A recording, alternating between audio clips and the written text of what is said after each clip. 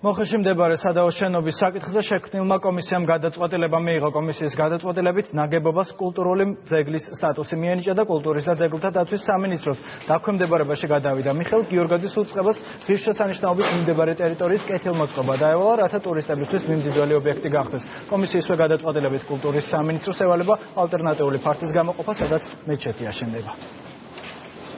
სადაო ნაგებობა ადგილის მუნიციპალიტეტის საკუთრებიდან გადავა სახელმწიფო საკუთრებაში. სახელმწიფო ქონების მართვის სააგენტოს, საქართველოს კულტურული მემკვიდრეობის დაცვის ეროვნული სააგენტოსთვის, ანუ მესაკუთრე იქნება ამ შემთხვევაში სახელმწიფო და შესაბამისად რეაგირებისთვის, მოქმედებისთვის დაცვისათვის კულტურული მემკვიდრეობის სააგენტოს გადაეცემა. სამუშაოების პროცესში ჩვენი სპეციალისტებიც ადგილზე ჩავლენ და დაგეგმავენ იმ ღონისძიებებს, რაც მისი დაცულობისთვის ეს იქნება შესაბამისი ღობის გაკეთება, თუ კედლები, რომელსაც პრობლემები აქვს, იმათი კონსერვაცია და ასე შემდეგ, ის რომ ასე ვთქვათ, ესე დავარქვათ, ტურისტულად საინტერესო გახდეს.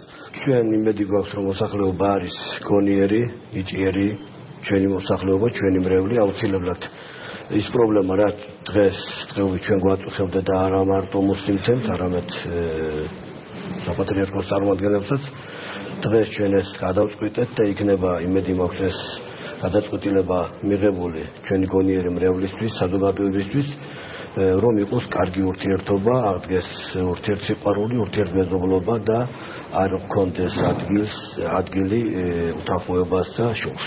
ალტერნატიული ფართის გამოძებნა ლოცვისათვის ამ ეტაპზე უფრო სასარგებლოა, ვიდრე დავა და ამ დავასთან დაკავშირებით საზოგადოებაში შფოთის შემოტანა. ამიტომ ჩვენ დავეთანხმებით პოზიციას, რომ მათ გქონდეთ ალტერნატიული ფართი იმისათვის, რომ დასალოცავი, რომ მათ თავიანთი რელიგიური ცნობები დაიკმაყოფილონ.